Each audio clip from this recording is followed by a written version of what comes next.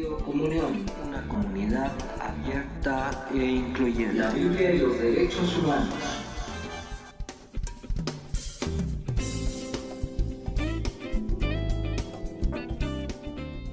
Muy buenos días, nuevamente estamos aquí transmitiendo la Biblia y los derechos humanos con el tema Sanando el alma de la injusticia y la venganza. Damos la bienvenida a cada uno de los que nos están escuchando, los radioescuchas, los cibernautas, todas aquellas personas que han estado atentas a nuestras reflexiones, recordando que ustedes nos encuentran por Twitter, por Facebook, por Instagram. Así es de que damos la bienvenida nuevamente a nuestro hermano Ángel Tetetla. Buenos días, hermano Ángel Tetetla. Buenos días, hermano Roberto, y buenos días a todos aquellos que han dispuesto su tiempo y su interés en pasar con nosotros una hora aproximadamente, en el que analizaremos, comentaremos otra cita bíblica que tiene mucho que ver con uno de los principales derechos del ser humano, el derecho a la salud, pero principalmente del alma. En esa forma es la que en algún momento dado, nosotros creemos que pudiésemos dar un punto de vista y que se ayude a muchas personas que padecen de esta enfermedad.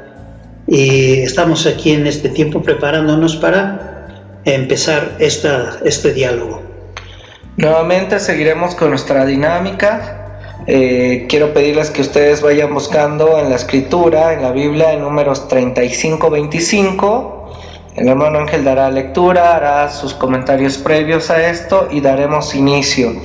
Recordando que también, si ustedes quieren escribirnos, por favor, al correo electrónico centrocristianocomunión8@gmail.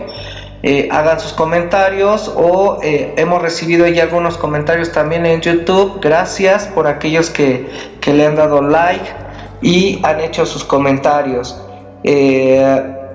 Pues hermano Ángel, empezamos. Claro, antes de empezar yo quisiera hacer una reflexión. Hace un tiempo, no mucho tiempo, claro, unos meses, apareció una encuesta que a nivel mundial habla acerca precisamente de conductas suicidas.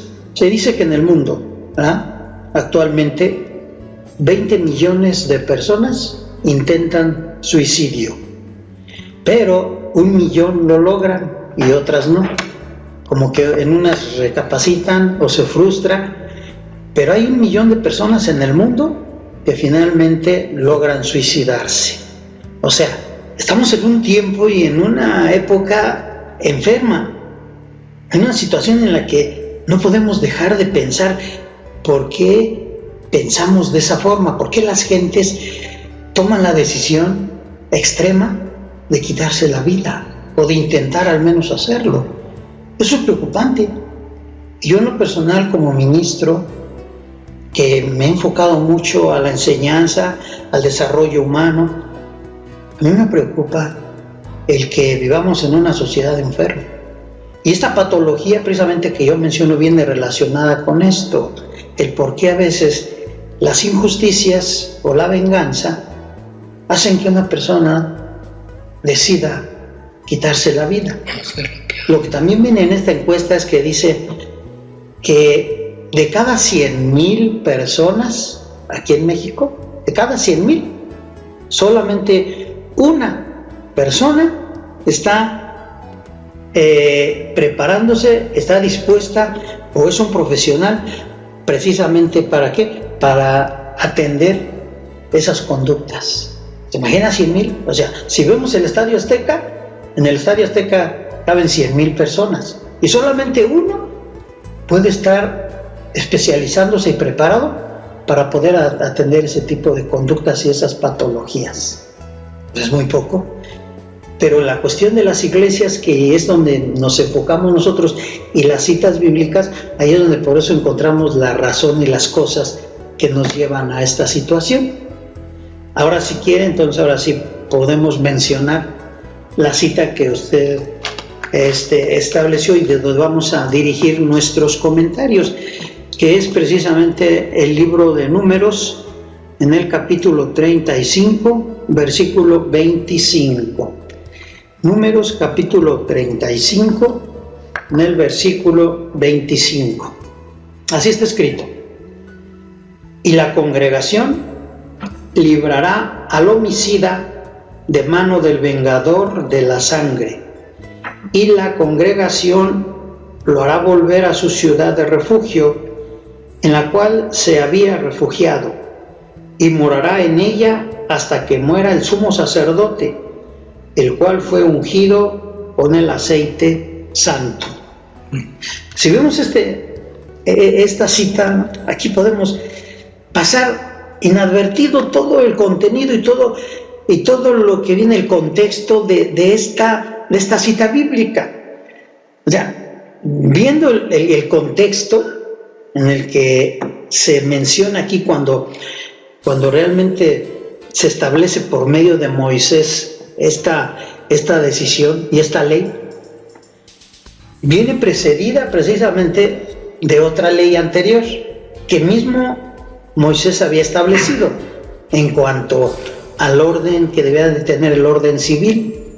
Y en esa ley civil, Moisés había dicho que Dios también a su vez le había dicho que el hombre que matara debería de ser muerto, que el hombre que sacara el ojo de otra persona también debería de sacársele el ojo. O sea, de aquí viene precisamente este tipo de patología, este tipo de conducta humana. Porque si ya desde un principio la ley está diciendo que tenían que vengarse, si alguien te quitó un brazo, te rompió un brazo, también se tiene que romper el brazo del agresor. O sea, aquí la venganza ya estaba escrita y estaba autorizada y permitida. Sin embargo, en este concepto Moisés dice, pero habrá casos en los que se asesine, se haga daño a una persona, ¿verdad?, sin intención. Entonces les dice al pueblo de Israel, háganse 6 ciudades, que es lo que se llama las ciudades de refugio. 3 de este lado del Jordán y 3 pasando el Jordán, eran 6 en total. Dice, y allá correrá el homicida que de manera involuntaria asesinó a alguien, y se atenderá, y todo el pueblo de allá será el responsable de cuidar a ese homicida hasta que, dice, hasta que muera el sumo sacerdote. ¿Por qué? Porque el vengador siempre estará pendiente y buscando matarlo. Dice que mucho antes inclusive de que llegara a la ciudad, si él no alcanzaba a llegar a la ciudad de refugio y el vengador de la sangre del que había muerto lo alcanzaba, pues lo mataba y sin culpa. Pero era una relación entre aquel homicida y aquel vengador, y se hace un juego así como muy interesante para poder decir cómo se crea una patología de la venganza. Por naturaleza la venganza, hermano Roberto, es parte de la naturaleza humana. La venganza la traemos como el ocasionar mal a las personas. Viene dentro de nosotros esas conductas que a veces dañan y nos dañamos a nosotros mismos. Y nadie nos las impuso. Son conductas que ya traemos, pero que cuando se manipulan, cuando se trastocan, ¿sí?, en ese momento se convierten en patologías, que ese es el problema ya de la enfermedad y de una violación a un derecho humano que es la salud. Claro. Nuevamente es poder hablar desde el Pentateuco, bajo la cultura de un pueblo que está saliendo de la esclavitud, un pueblo que está estableciendo sus normas, sus conductas, su propia ley, que está pretendiendo que el pueblo tenga una identidad propia, que tenga ellos sus propias jurisdicción, sus propios lineamientos a seguir. en este caso estamos hablando de que se están dando nuevamente estas leyes, ¿no? Se está formando el constructo social, lo que se le conoce, como parte sí de una identidad de un pueblo, pero también, hermano Ángel, estamos hablando aquí de cómo se está generando también un inconsciente colectivo. La escritura está hablando de la comunidad deberá proteger del vengador, o sea, está hablando que todos tendrían que pensar de la misma manera, que todos tienen que participar de lo mismo, de la misma visión de lo que se está anunciando por parte del líder, en este caso Moisés, o que viene dictado por parte de Dios. Y una de ellas es la venganza, ojo por ojo, diente por diente.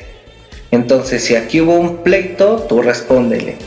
Y cuando yo leía este texto, realmente a mí me recordaba mucho la cuestión de mis alumnitos, de pequeñitos, de 6 años, donde el niño le quita la pluma, el otro le quita el cuaderno, y así se están respondiendo, o sea, hay una venganza. Y a lo que uno va y le dice, oye, ¿por qué hiciste esto? Y también tiene que ver porque mi mamá o mi papá me dijo que no me dejara. Entonces el problema no está en los niños, que ellos tienen un acercamiento, una afrenta como un impulso natural de venganza. Ahí no está el problema, sino el constructo tiene que ver con que los adultos o las adultas piden venganza y cómo empiezan a sembrar una semilla de odio, de desquite y cosas así. O sea, hay una cuestión que se sigue alimentando, se sigue ahí nutriendo, que también las mismas familias estamos poniendo para desquitarnos o vengarnos como parte de este ser humano. Como parte, y se exalta demasiado. La conducta de estos infantiles, ¿sí?, tiene que ver con cuestión de venganza. Y esto es lo que está pasando en este texto. Usted ya contó un poquito de este texto, y va a ser importante poder platicar un poquito de este contexto. Este texto también quiero que veamos el contexto que indica o nos está determinando la culpa o la inocencia de alguien. Otra vez este juego, esta dialéctica, ¿no? Hay un culpable, hay un inocente. Esta víctima que se va a desquitar ahora, este opresor o este oprimido, mejor dicho, se va a convertir más adelante en un opresor, y así sucesivamente. Es nuevamente esta dialéctica, utilizando otra vez enemistad con amistad, muerte, vida. Ahorita quiero dar como estas pautas hacia el texto, porque el texto creo que es muy rico. La comunidad le dejará volver a la ciudad donde se había refugiado y buscando asilo. Esto es, vamos a ver qué se puede hacer, qué se puede hacer con este que oprimió, que hizo muerte, que ese que quitó el ojo, y este quiere correr para salvar su vida también. Entonces, partiendo de eso, veamos que todo el pueblo está siendo educado, hermano Ángel, bajo la venganza, viéndolo desde ese principio. Hay que guardarse. Hay algunos casos donde hay que guardarse, donde hay que proteger a este que cometió esta equivocación hasta que muera el sacerdote, como usted bien lo decía. Pero si lo vemos, está siendo llamado a la comunidad, y allí, bueno, vivirá hasta que muera el sacerdote, donde el homicida sale fuera de los límites de la ciudad donde había sido refugiado buscando asilo. O sea, otra vez hablamos de la periferia, este homicida que va a estar rondando, mirando, o ya sea para venganza, esta enfermedad, como lo mencionó, como patología, buscando el desquite, buscando amenazar, acechar, para ver si puede conseguir sus fines, que tendría que ser la muerte. O sea, dentro de esa dialéctica, otra vez, todo está dirigido a la muerte. Todo va a ser muerte, venganza, desquite, injurias, injusticia, y eso es lo que nos está marcando el texto. Y yo veo, propiamente, aunque nos enfocamos y la base es principalmente la venganza, yo veo aquí un binomio. Uh-huh. La venganza siempre tiene que ir acompañada de injusticia. O sea, justicia y libertad es un binomio. Uh-huh. Venganza y injusticia también es un binomio. No se darían solas, por decir algo, no se daría una venganza si realmente no tiene que ver con la injusticia. Uh-huh. O con la justicia. De tal manera que yo cito una frase que dice por ahí: si en la justicia hay venganza, entonces no hay justicia.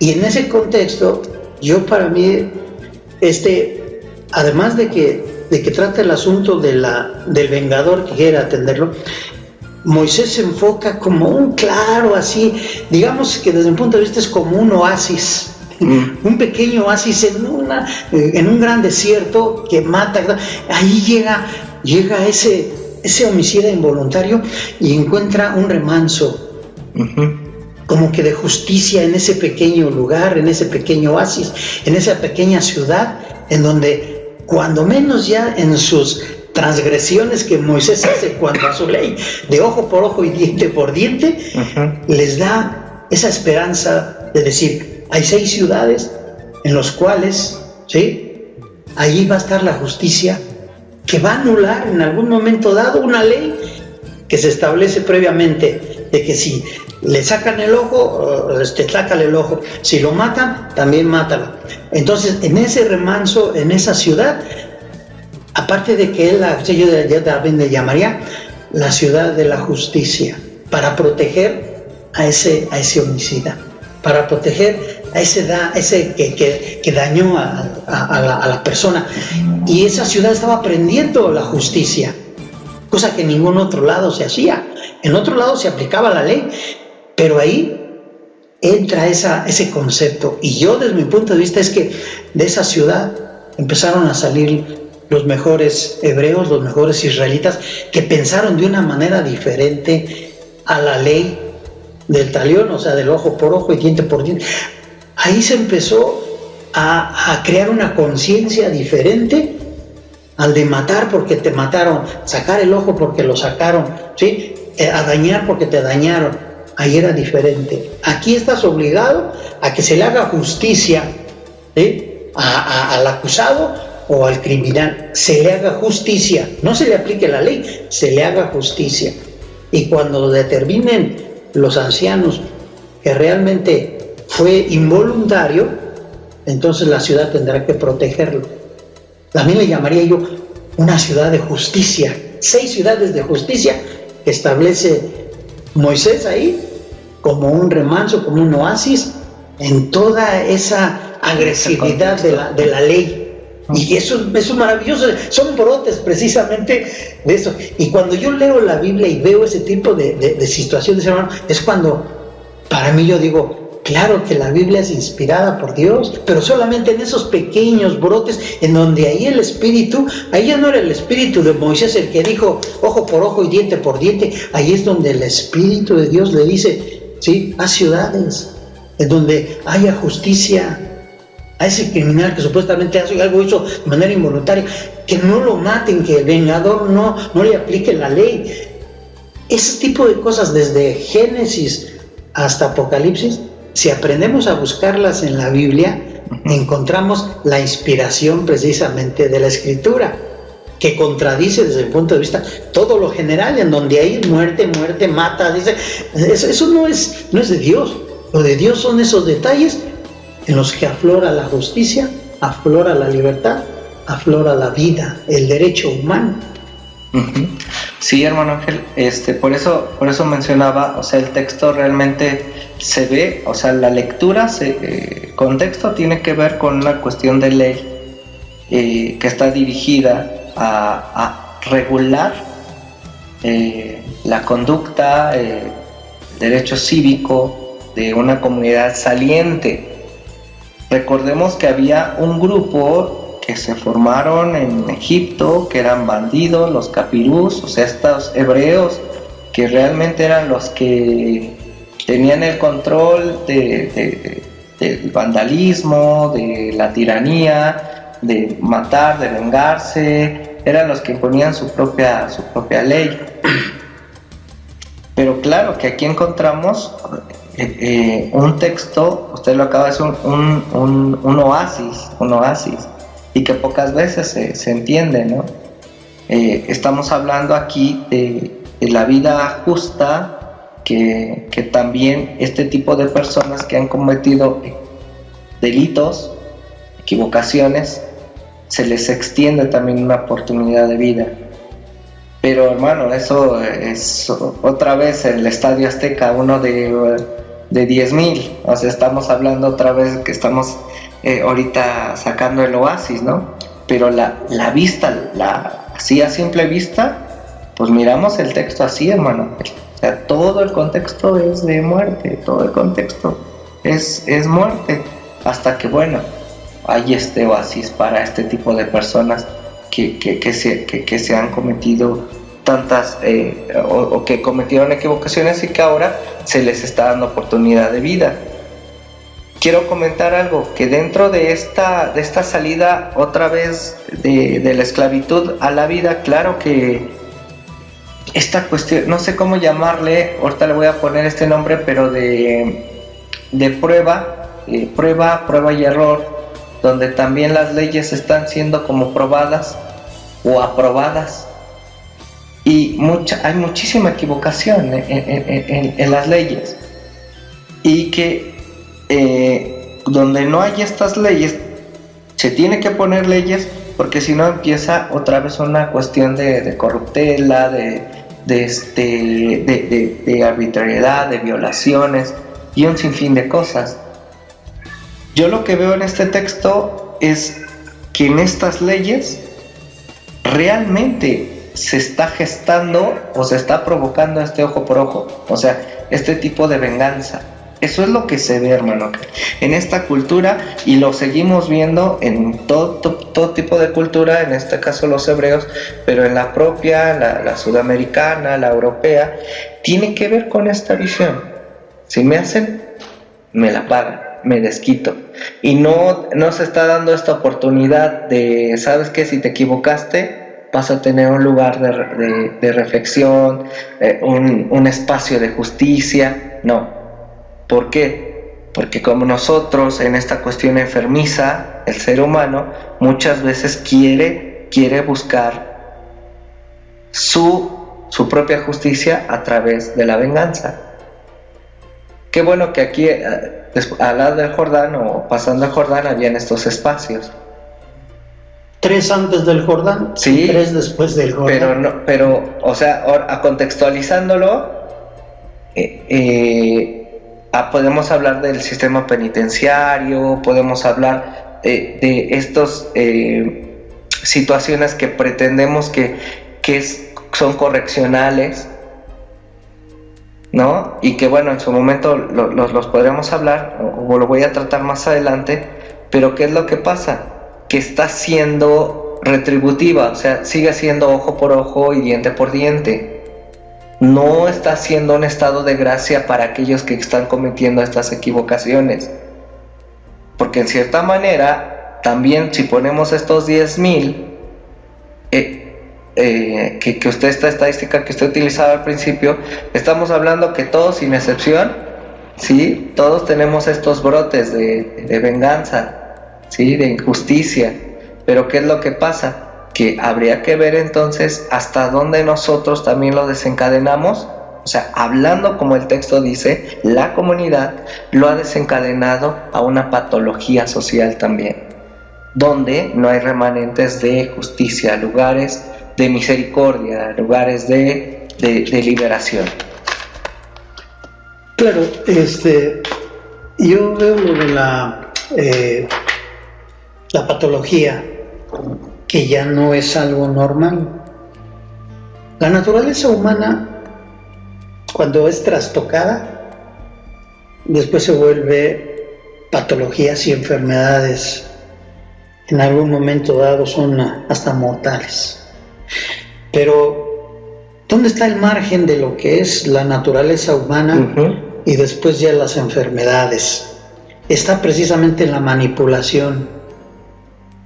Cuando se manipula el derecho natural, el derecho humano, se manipula de una manera equivocada, es cuando empiezan todas las patologías. Por naturaleza un niño se venga. O sea, dentro de él sale esa desde, me quitó el dulce, entonces yo le pego, yo le hago esto.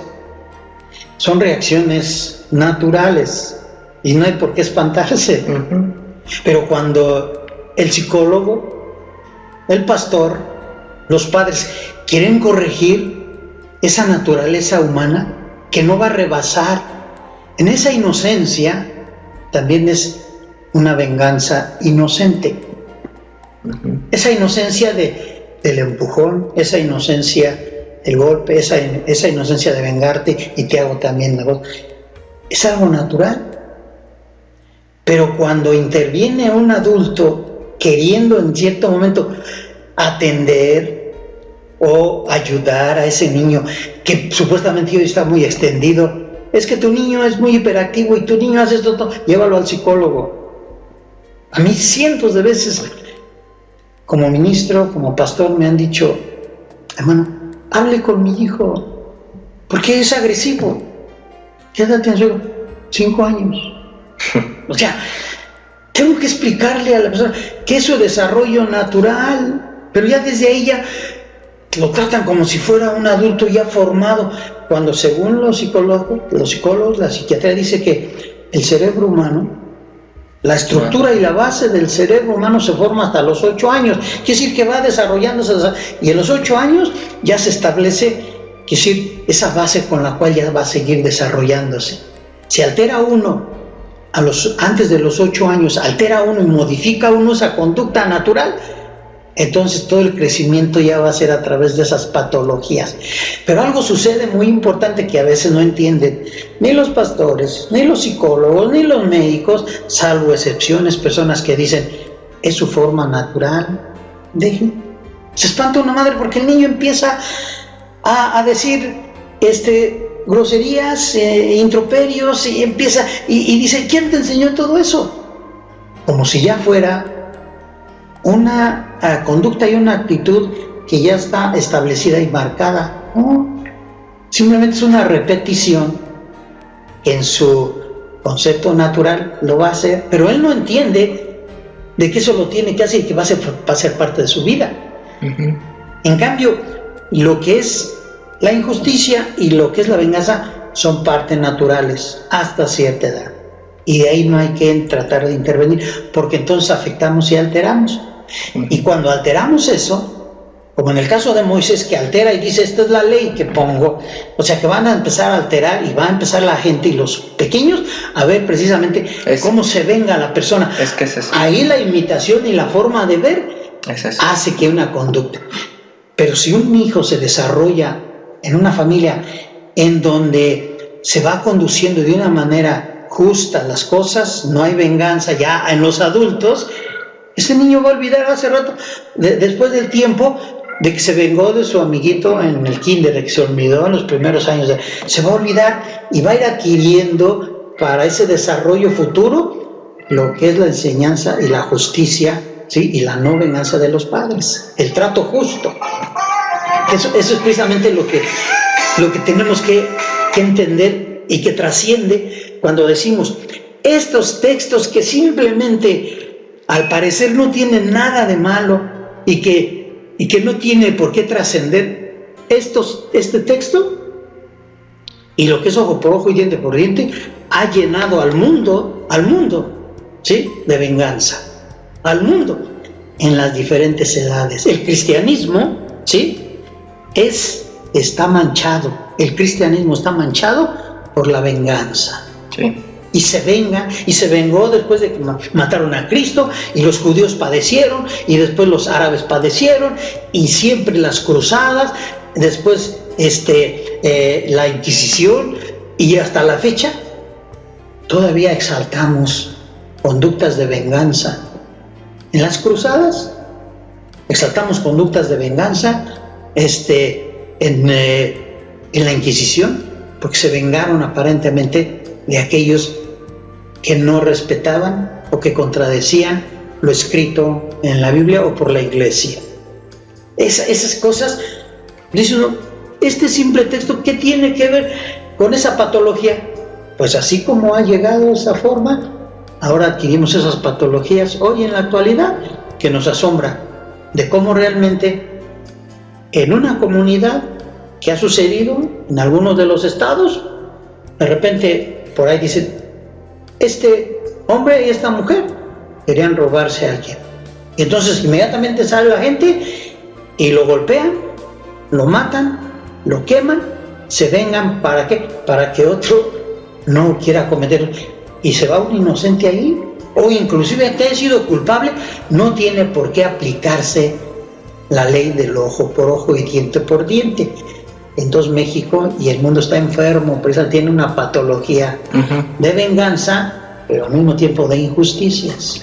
Sí, y hablar de venganza, también creo que hemos nosotros utilizado este concepto de venganza nuevamente en estar mencionando el pecado, o sea, otra vez siendo esclavos de este concepto pecado. ¿Por qué digo esto? Porque llega el momento en que la venganza se aplica dentro de nuestras comunidades de fe en el nombre de este pecado. O sea,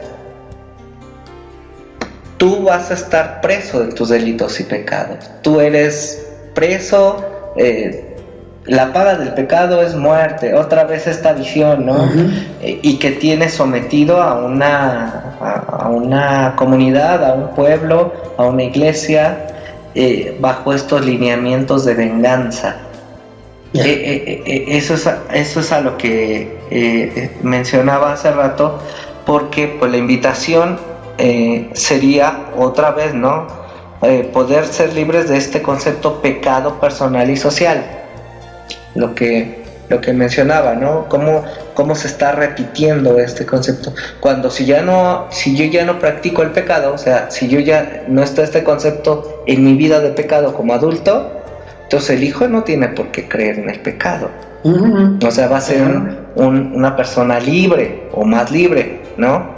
Pero si nosotros otra vez estamos castigando, otra vez es esta visión, ¿sí? Entonces lo platicábamos antes de transmitir, ¿no? Esta visión de que, la venganza, ¿cuál va a ser? ¿Te portaste mal en la iglesia? Pues me voy a vengar, ¿no? Te voy a descansar, te voy a... ¿Cómo le llaman, hermano? A disciplinar, gracias. Este concepto que se maneja en las iglesias, ¿no? O sea, vea cómo este texto tiene mucho que ver con nuestro contexto. Porque no ponemos lugares de refugio ni antes ni después. Al contrario, seguimos aquí como fortaleciendo esta idea de este tipo de venganza, ¿sí? Enfermiza, yo lo vería así.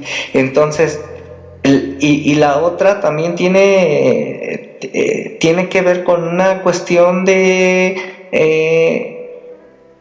poder liberarnos de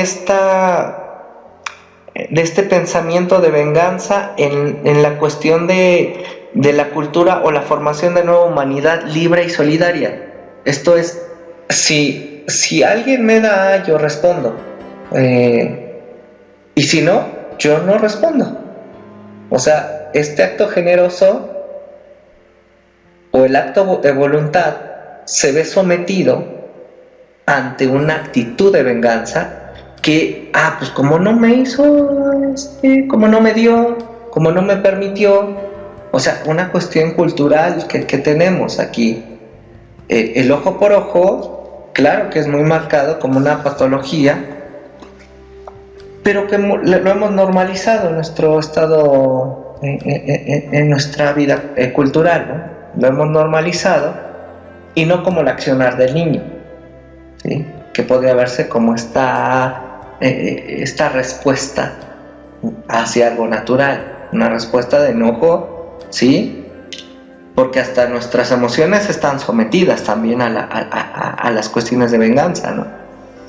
A eso yo sí quisiera hablarlo, porque muchas veces dentro de nuestras comunidades de fe estamos siendo respondidos como el señor feudal. Entonces el señor feudal hizo un favor conmigo, me dio un pedacito de cielo, me otorgó la vida eterna, entonces yo respondo y soy favorable con él, intento portar bien, o sea, una cuestión muy opresora también. Y entonces, pero si mi hermano pecó, entonces hay que disciplinarlo, hay que marginarlo, o sea, hay una venganza, hay un rechazo, y no hay un oasis en estas comunidades, en nuestras comunidades. Yo por lo regular he visto mucho en nuestras iglesias, hermano Ángel, he visto mucho este tipo de venganza que ha enfermado a las iglesias. Esto es, si ellos creen que no hay que decir groserías, si alguien dijo groserías, pues es señalado, es mutilado de su libertad de expresión, es corrido, sacado y todas esas cosas. O sea, ha habido una injusticia y una venganza en todo esto. Y qué tan importante es poder sanar de todo esto también. Nuevamente esta forma de actuar, de lo que venía en esta situación, nuevamente se exalta la figura de Cristo. En esa manera de poder quitar, derribar ese tipo de patologías que traía la ley, ¿sí? Cuanto en el momento en el que Él explica y dice, si alguien te golpea una mejilla, no te vengues, ponle la otra. Ese concepto no se entiende, y de manera burlona dice que el cristianismo, ¿verdad?, como decía también Nietzsche, están domesticados. Y Nietzsche se refirió muchas veces, aún en su concepto de filósofo que ha trascendido y que ha sido como materia su filosofía de universidades, no entendía tampoco a Cristo.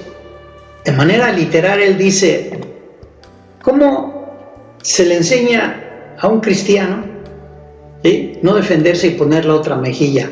Ese es el más absurdo de las cosas. Pero las cosas que hablaba Cristo no eran literales, eran simbólicas. Simbolismo que no se entiende. ¿Qué quiere decir cuando dijo, si alguien te golpea a una mejilla, ponle la otra, no te vengues?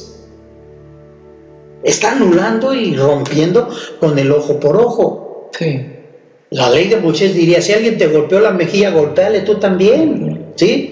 Si alguien te ocasionó ese ojo que te sacó, también sácaselo tú, porque la ley te lo permite. Y Cristo dijo, no, cambia tu pensamiento, cambia tu actitud, sana de esa patología que el Antiguo Testamento trajo, y que hoy las iglesias, muchas, todavía siguen enseñando eso, la venganza.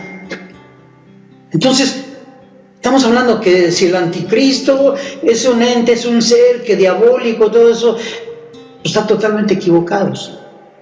El anticristo se ve precisamente en las predicaciones y en los mensajes, cuando dicen cosas contrarias a la vida, cosas contrarias al derecho humano.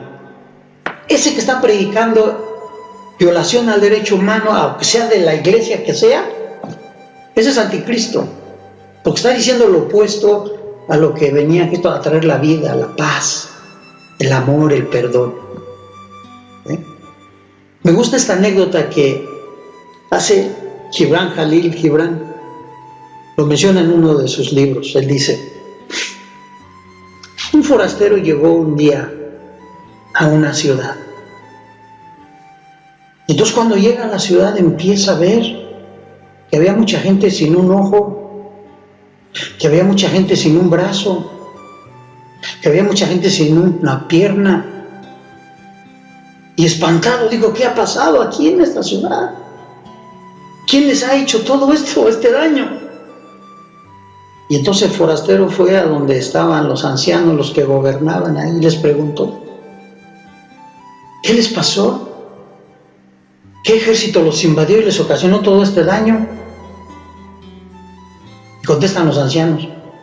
Hoy diríamos los pastores, hoy diríamos los guías religiosos. No, ninguno nos ha invadido. Simplemente que así está establecido en nuestra ley.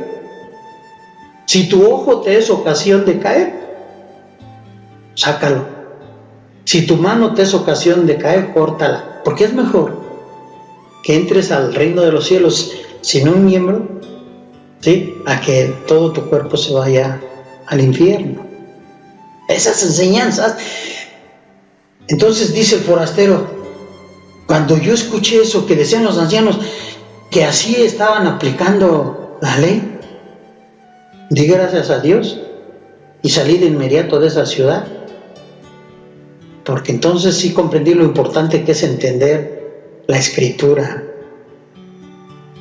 Ese punto es cómo esa patología de ojo por ojo y de la venganza, cómo sale de la fuente supuestamente que es inspirada por Dios, que en ese caso no es inspirada por Dios, y lo voy a decir siempre. Esas cuestiones de odio, esas cuestiones de asesinato, esas cuestiones de daño no son inspiradas por Dios, aunque emanen de esos 66 libros o esos 72 libros de la Biblia.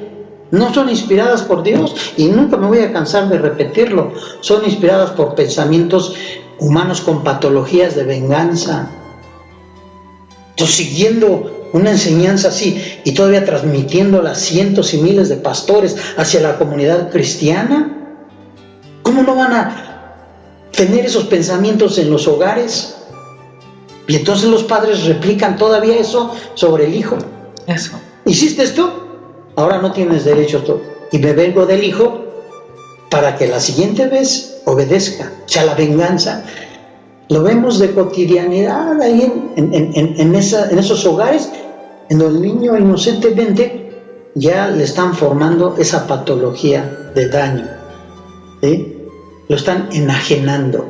El cristianismo, así como está, ha sido enajenante, ha sido perverso.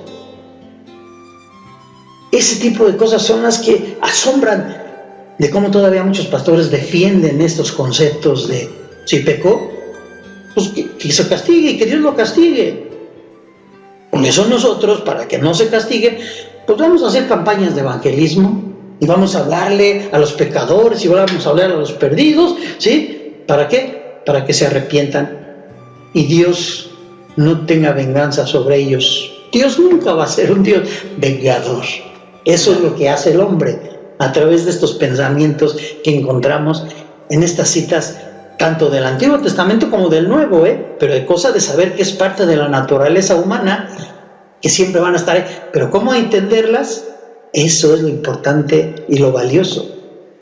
Sí, otra vez utilizando a este Jesús, él pone un ejemplo, bueno, voy a citar dos.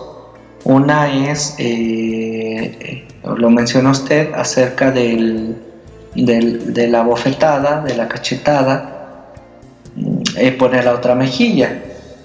David Brondos en una revista Ecodomín, él menciona que la bofetada te oprime o te libera. Es esto de pues, que si te están pegue, y pues tú vas a quedar así, una cuestión domesticada, y ahí hasta que tu opresor se canse, ¿no? Y si eso sí se cansa, y va a continuar él.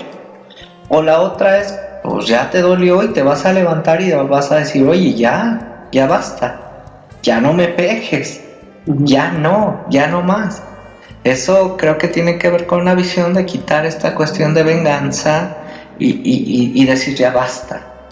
Y la otra tiene que ver con la mujer viuda, donde Jesús pone el ejemplo. Miren, vean esta mujer cómo está entregando lo que pues, todo lo que tiene.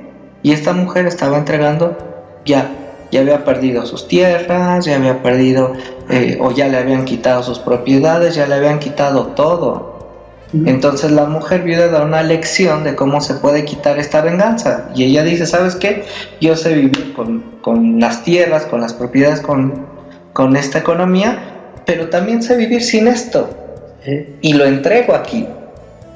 Aquí se ve como ella, aquí este concepto de venganza no es el ojo por ojo, ¿no? Es esta cuestión vengativa. O sea, pues yo puedo vivir sin esto. Pues si ya me quitaron todo, si ya me golpearon, hay algo más por encima de esto que está replicando una venganza innecesaria y enfermiza. Y por eso yo utilizaba esta figura de que muchas veces esto se está gestando, la venganza, dentro de nuestras comunidades. Porque al hablar de nuestra corporalidad, ¿sí? Nosotros mismos vengamos esa corporalidad. ¿Y qué es lo que pasa? Pues tantos violadores que están atentando contra las mujeres y golpean y maltratan y mutilan por una venganza. O sea, no es quien la deba, quien la paga. ¿Sí? Porque no es precisamente porque en las iglesias seguimos o este mensaje se sigue hablando desde una venganza ahora del cuerpo. Y perdón, hermano, a lo mejor no les va a gustar a muchos, pero para mí este tipo de campañas de evangelismo tiene que ver con una cuestión vengativa. ¿Por qué digo de venganza, no?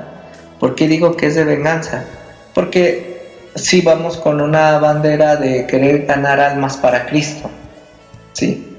Pero ¿cuál es el fin? O sea, ¿cuál es el fin? Tiene que ver con la cuestión de venganza. ¿Por qué? Porque yo voy a decir a la persona otra vez que él es un pecador y que él necesita arrepentirse, que él necesita ser salvo, que él necesita aceptar, que él necesita creer. O sea, estos elementos para la salvación de la persona, ¿no? Estoy generando venganza en el lenguaje, en la visión que tengo para él. O sea, esta persona que no cree igual que este hermano, ¿sí? Que está evangelizando, ¿sí? Lo hace de segunda, de tercer nivel o de segunda o tercera categoría. Entonces yo me estoy vengando a través del lenguaje y la presunción de mi conocimiento, ¿no? Para mí tiene que ver con una cuestión de doble moral o por ahí de venganza, porque a lo mejor esa persona vive respetando los derechos humanos, está viviendo con vida y dignidad, y yo lo estoy marginando y lo estoy siendo despectivo con él. Entonces, yo creo que a veces tendríamos que ver, también comparto que la Biblia, para mí, la Biblia tiene que ver con... en la Biblia encuentro palabra de Dios. No todo es palabra de Dios. En la Biblia sí no hay palabra de Dios. Pero no solamente en la Biblia encuentro palabra de Dios. En esa persona, como esa viuda, que la vemos despectivamente, la vemos con venganza, allí encontramos palabra de Dios. Allí encontramos el mensaje del Evangelio y muchas veces ni en cuenta. Al contrario, creo que utilizamos venganza contra él. Claro, es cierto. A veces dice uno, me voy a vengar de ti porque... ¿Sabes cómo se vengan los japoneses? Esto lo aprendí cuando yo realicé todo mi trabajo en las empresas como ingeniero. Hay una forma diferente de vengarse aquí en Oriente, en Occidente y en Oriente. Entonces están inconformes los japoneses por el trato que les dan o porque no es justo el patrón. Entonces ellos se vengan, pero es una venganza diferente a la que nosotros entendemos. Cuando en la Biblia hablamos de venganza, tenemos que entender ese concepto. Los japoneses dicen, estamos inconformes y queremos llamar la atención para que corrija nuestra situación. Y no hacen huelga, ni paran las máquinas, ni ponen banderas. Se vengan de una manera productiva. Y dice, entonces, trabaja más, hazles más, para que vean, ¿sí?, que han sido injustos con nosotros. Se están vengando de una manera contraria a lo que se hace en otros lugares. Ellos producen, se ponen de una manera todavía con mayor diligencia, y asombra de cómo en los conceptos y los pensamientos japonés la venganza es de decir, me voy a vengar de ti demostrándote que soy cada vez mejor. Sí. ¿Sí? Que eso que tú estás haciendo, ¿sí?, es de seres que todavía no están desarrollados ni piensan. Toda la cultura japonesa tiene un concepto de venganza, ¿sí?, de una manera óptima. Vean que es diferente. En cambio aquí quieren vengarse del patrón y ponen las huelgas. La UAM lleva más de 2 meses en huelga y quieren vengarse porque no les respetan, no les incrementan el sueldo. El pensamiento, vea, de uno, la patología de venganza de Oriente, de Occidente, está hecha precisamente enfermiza. En cambio, en Oriente es al revés, y Cristo, en esa enseñanza, Oriente, ahí vemos esa situación. Entonces, no utilicemos la palabra venganza como un rasero para todo el mundo, no, dependiendo el concepto de desarrollo en la mente de las personas. Las personas, si somos enfermizas, si somos patológicamente, la venganza, vamos a tener el desquite, el daño al otro. Y Cristo, cuando hablaba de esa venganza, no te ven, demuéstrale que eres superior al otro, ¿sí? Ponen ese concepto de su pequeñez en su manera de golpearte a tu grandeza en la manera de decir, ¿sí?, yo pienso de manera diferente. Sí. Y en ese ejemplo del oasis que mencionamos de la Biblia, me gusta sacar este concepto de Gedeón, hermano. Cómo me gusta ese concepto de Gedeón, porque ahí está bien claro el aspecto de la venganza. Recordemos que a Gedeón, cuando el ángel lo llama y dice que él va a liberar a su pueblo, y él dice, ¿pero cómo? ¿Sí? Pues Dios te ha escogido para que tú liberes al pueblo, pero tienes que hacer varias cosas. Después de que él hace la prueba, ¿cuál? Tienes que derribar el altar de tu padre, que está edificado a Baal. Lo vas a derribar y a quemar. Y lo primero que hace es derribarlo. Y al otro día viene todo el pueblo y decía, saca a Gedeón, dice, porque no vamos a vengar de él, porque estás quitando el altar de nuestro Dios. Sácalo, lo vamos a matar, lo vamos a vengar de lo que él nos hizo.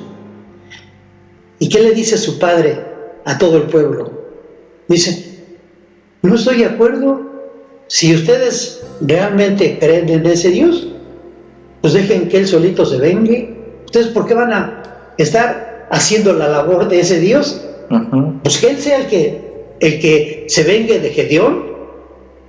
Ahora en este concepto enseña a muchos. Yo lo enseñaba cuando recién estaba yo en párvulos, en las cosas como pastor, que había que defender a Dios, que dejar que Dios se vengara en las situaciones cuando el hombre estaba en pecado y estaba actuando mal.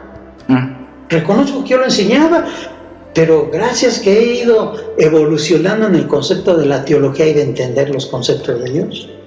Pero hoy en la actualidad enseña el Antiguo Testamento, ¿no?, que Dios es un Dios vengador, que se venga de aquellos que se burlan de él, de aquellos que pecan, de aquellos que hacen un pacto con Dios y lo violan. Horrenda cosa, a veces hasta les gusta citar horrenda cosa es caer en manos del Dios vivo, porque Él es vengador de los que en cierto momento se burlan de Él. Hacen a Dios como un vengador y crean esa figura, ¿sí?, desde el Antiguo Testamento, salvo esa cosa del padre de Gedeón que dijo, no, si realmente él fuera el afectado, que él sea el que se vengue de Gedeón, no ustedes, ¿por qué se van a vengar ustedes de lo que él le hizo a Dios?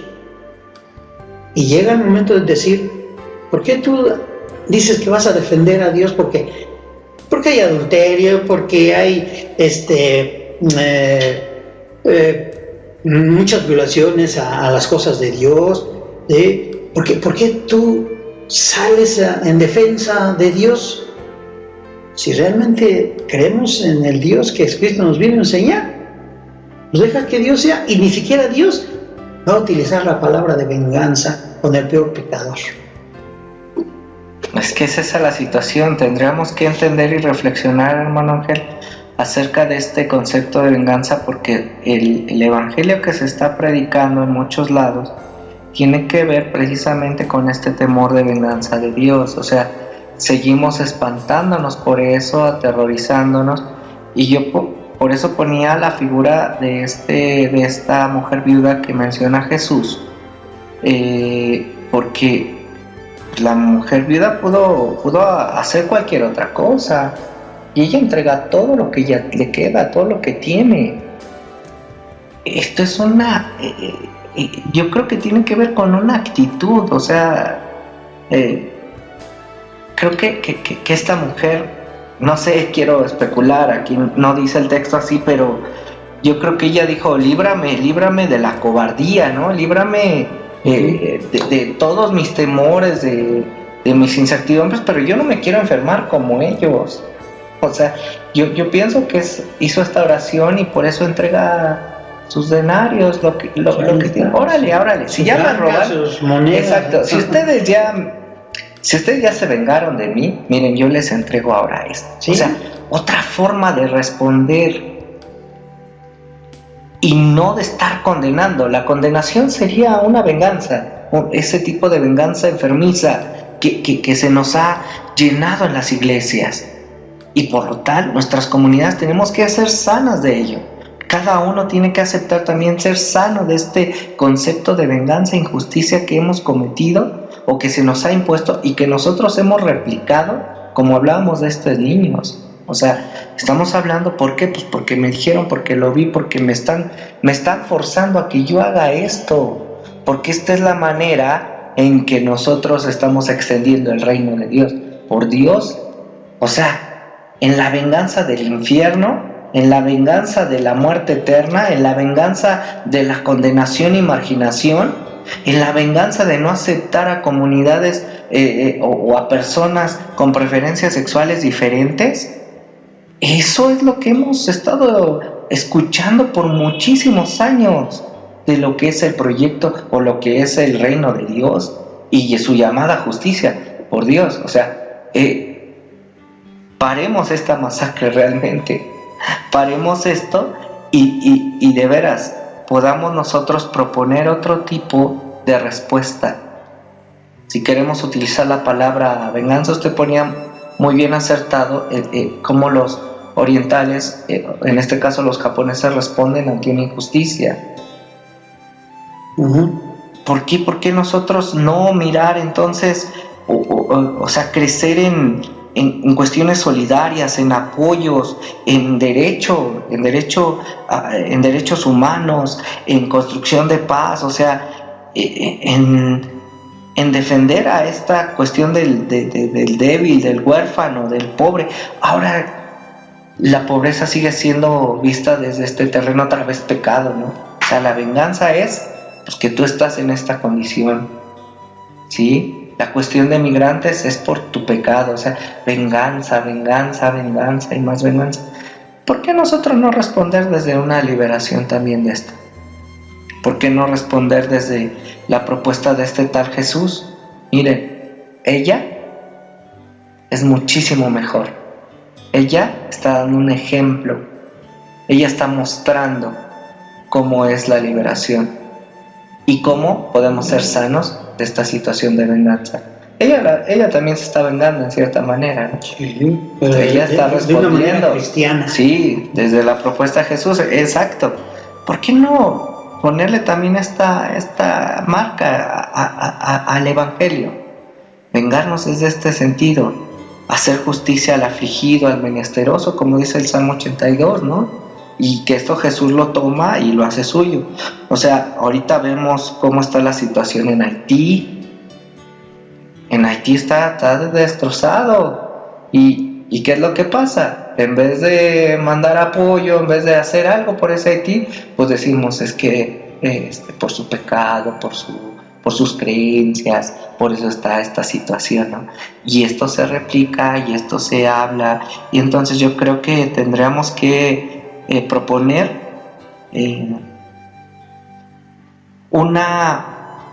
este tipo de venganza de hacerlo contra a lo que entendemos por venganza, o sea, este ojo por ojo. Jesús desquitaría o su venganza sería, ya no les digo ojo por ojo, sino ama a tu prójimo porque eres tú mismo.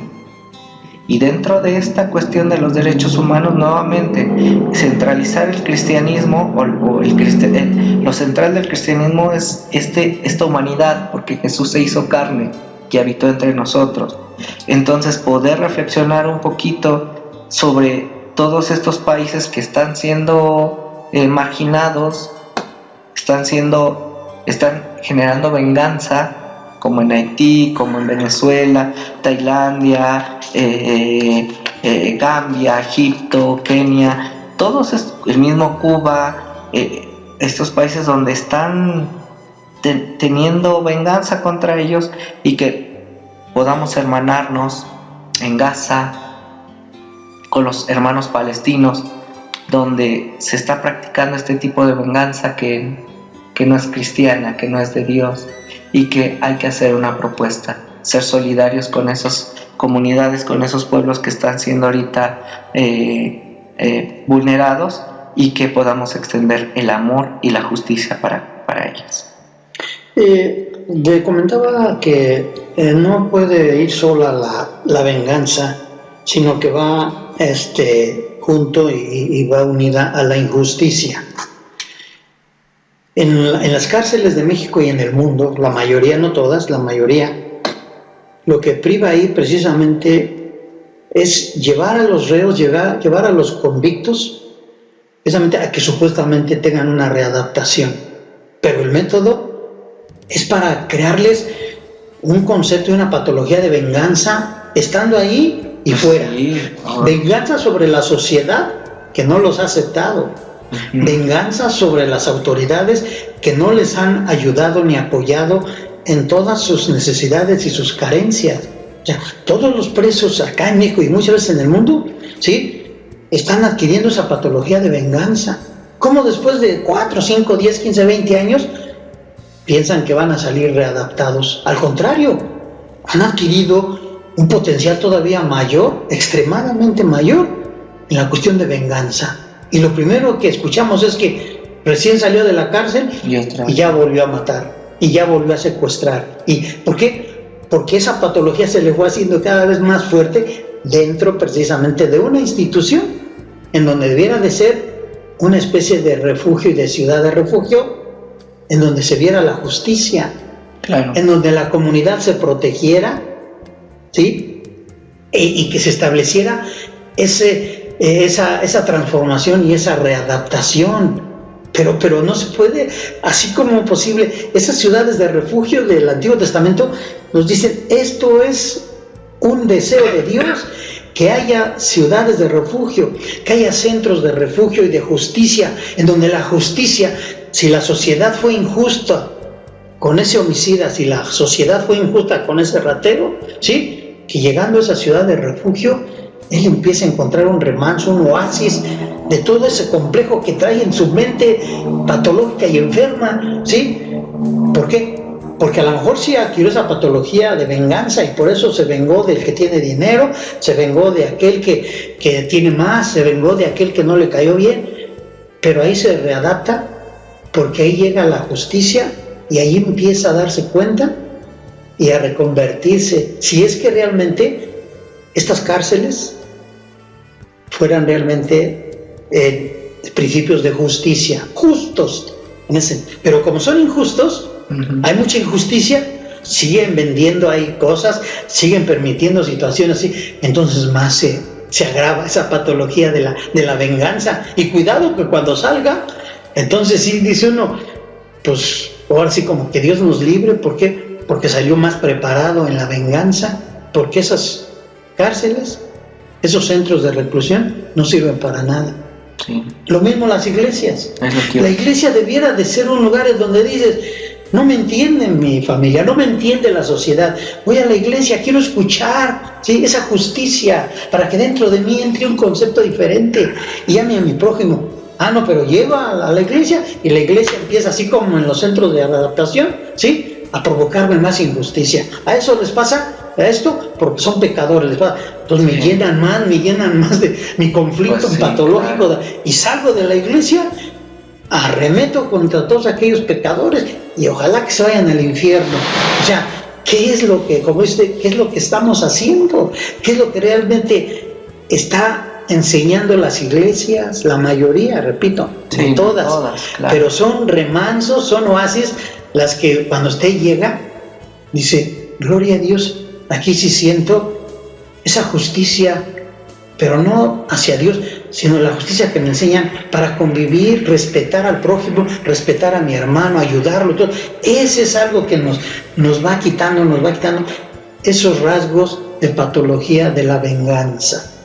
Sí, hermano Ángel, y vamos a ir nuevamente cerrando nuestra reflexión bíblica y nuevamente utilizando nuevamente este comentario.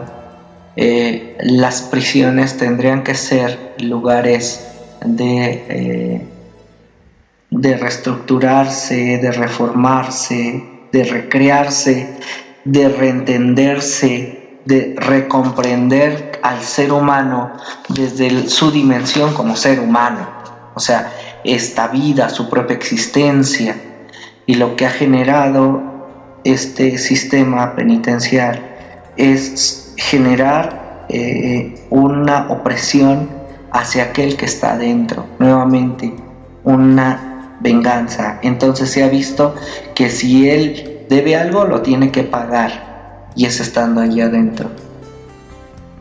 ¿Y por qué menciono esto? Porque la iglesia, desde mi punto de vista, su quehacer de la iglesia tendría que ser un lugar, lo voy a poner así, un lugar terapéutico, un lugar sanador, un lugar de liberación, y un lugar de reentenderse, de repensarse, igual como el sistema penitenciario tendría que ser, pero estamos muy lejanos a ello. Y nuevamente cito a este Jesús, y voy a leer el texto, ya no lo voy a comentar, ahora lo voy a leer. Jesús estaba en el templo, no estaba en la penitenciario, no estaba en otro, estaba en el templo Jesús. Y vio como algunos ricos ponían dinero en las cajas de las ofrendas.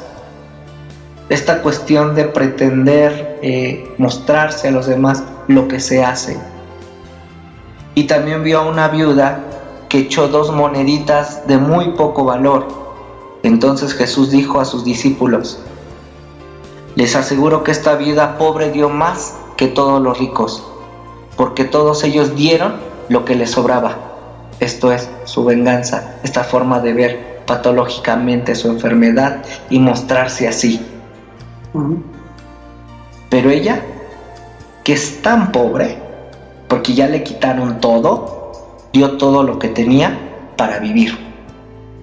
Este concepto a través de Jesús de promover la vida y la dignidad y los derechos humanos. Esta es una forma de responder.